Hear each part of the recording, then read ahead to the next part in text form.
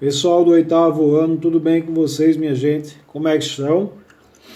Estão aí se preparando para a nossa prova de revisão, né? Nossa avaliação. Vai todo mundo tirar, ó, 10. Espero, né?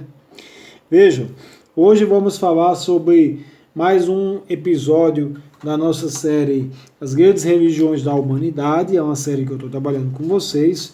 De vez em quando eu trago algum episódio. E hoje vamos falar sobre o monoteísmo no Egito Antigo, né?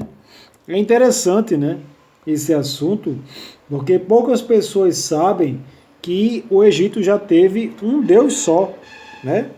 O Egito já cultuou um só Deus. E isso naquela época, né, dos faraós, na época do Egito Antigo. Então vejam, peguem o caderno, né, caneta, vou falar algumas coisas, vou pedir para vocês anotarem, né? Veja, na história do Egito, né, a gente sabe que o Egito cultuava muitos deuses, né? Vou mostrar aqui a vocês uma imagem desses deuses. Eram milhares de deuses, um deus sol, um deus que julgava os mortos, o outro que era o senhor do mundo dos mortos. E aqui, ó, eu tenho uma representação dessas divindades, né, do Egito Antigo.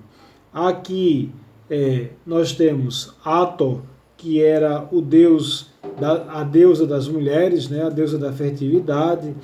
Aqui nós temos o deus Horus, né, que é o deus dos ventos, esse primeiro aqui. Anubis, que é esse com cabeça de chacal, né, o pessoal diz que é cabeça de cachorro, mas é chacal. Chacal é um animal do deserto, né, que come carniça, né, come animais mortos. Então Anubis era o juiz do mundo dos mortos, né. Aqui eu tenho Amon, né, era a principal divindade, né, do Egito, né, poderoso também. Aqui nós temos Osíris, que era o senhor do mundo dos mortos, que é esse de branco. Ra, que é esse de vermelho, cabeça de falcão, né, o deus sol. E nós temos aqui Ísis, a esposa de Osíris, e Sete, que é o padroeiro dos escribas, né, os escritores do Egito Antigo. Veja aqui o panteão, né, no Egito Antigo ele era bastante extenso. Você tinha inúmeras divindades, né, e essas divindades elas permeavam todos os aspectos da vida dos egípcios, né. Então, não tinha como você negar, né, a presença dos deuses, né, dentro da sociedade do Egito. Com o passar do tempo, algumas divindades passaram a ganhar mais destaque do que outras. Então, por exemplo, o deus Amon acabou sendo misturou, né? Eles misturaram o deus Amon com o deus Ra e deram origem a um novo deus, uma nova divindade chamada Amon-Ra. Amon-Ra era representado como um deus antropomórfico, né? Características humanas, ele não tinha características de animal, e passou a ser o senhor da vida, o senhor do universo e o deus Sol. Então passou a ser o deus mais poderoso do Egito Antigo. E cada deus, cada divindade, tinha o seu conjunto de templos, né? O seu complexo de templos. E havia também o seu corpo de sacerdotes. O que é corpo de sacerdotes? São a quantidade, né?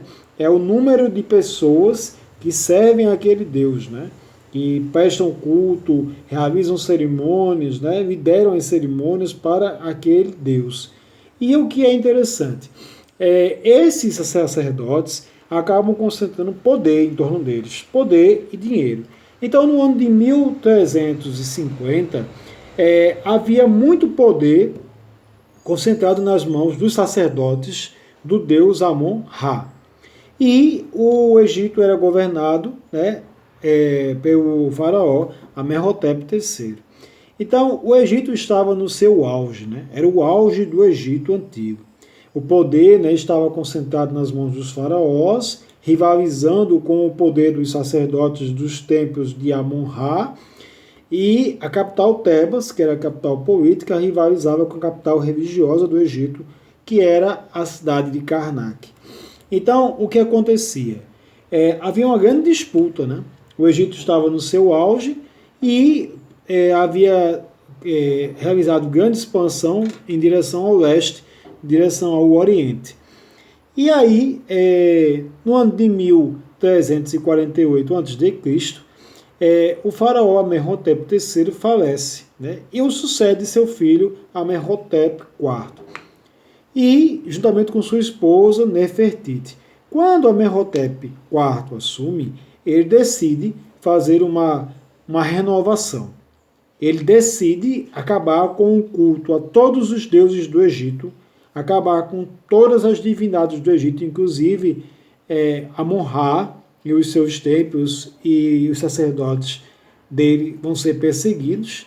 E aí o que acontece? Ele passa a instituir o culto a uma única divindade, que vai ser o deus Aton, o deus solar Aton.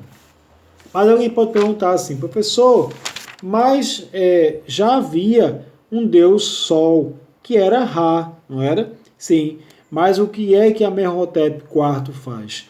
Ele acaba com todos os deuses do Egito e ele diz, eu vou criar agora um novo deus. Esse deus vai ser representado pelo sol. Então o sol vai representar esse deus. E como é que eu vou representar esse deus? Vou representar esse deus com um círculo e vários raios saindo desse deus, como se fossem mãos, né, que abençoam. E aí ele pegou, fez um desenho desse deus, e esse deus não tinha imagens, não tinha esculturas, não tinha estátuas, né? As pessoas cultuavam essa nova divindade olhando diretamente para o sol. O deus Aton, o deus solar, o deus do disco solar. Nas paredes, nas pinturas, esse deus era representado por um círculo, como eu disse a vocês, com raios saindo dele, né? Olha aqui a imagem, né? É bem interessante essa imagem, porque nessa imagem nós temos o deus Aton, o deus do disco solar, sendo representado com raios, que é como se fossem mãos que abençoam. Aqui o faraó Amenhotep IV, ou Akhenaton, que quando ele assumiu o poder no Egito e ele instituiu uma nova religião, que foi o culto ao deus solar, ao deus do disco solar Aton, ele mudou o nome dele para Akhenaton, ou Akhenato, que é a glória de Aton. Então ele mudou o nome dele de Amenhotep IV para Akhenaton, ou Akhenaton. Então, quando o pai dele morreu, ele assumiu, né, junto com sua esposa Nefertiti. Nesse afresco, né, de uma pirâmide, de um túmulo lá do Egito, aqui nós temos o faraó Amenhotep IV com uma de suas filhas, está beijando a filha na testa. Aqui nós temos Nefertiti com outra filha e com outra filha.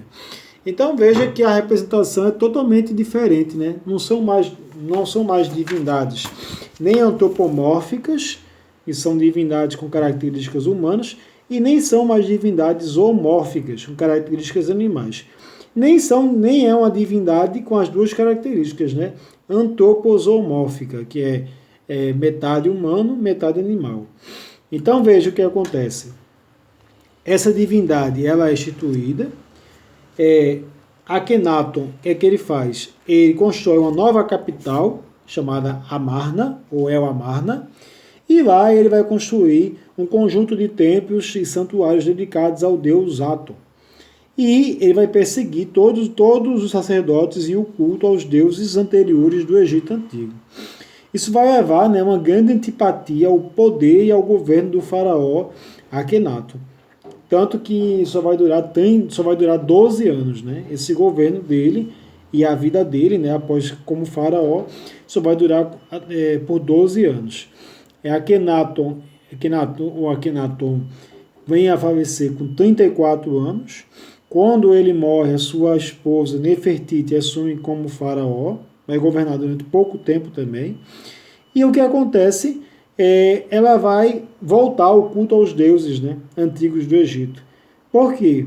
Porque quando o faraó Akhenaton, ou Amenhotep IV, Ele instituiu o culto ao deus solar Aton. Foi durante 12 anos o Egito cultuou um deus só, né? Era monoteísta.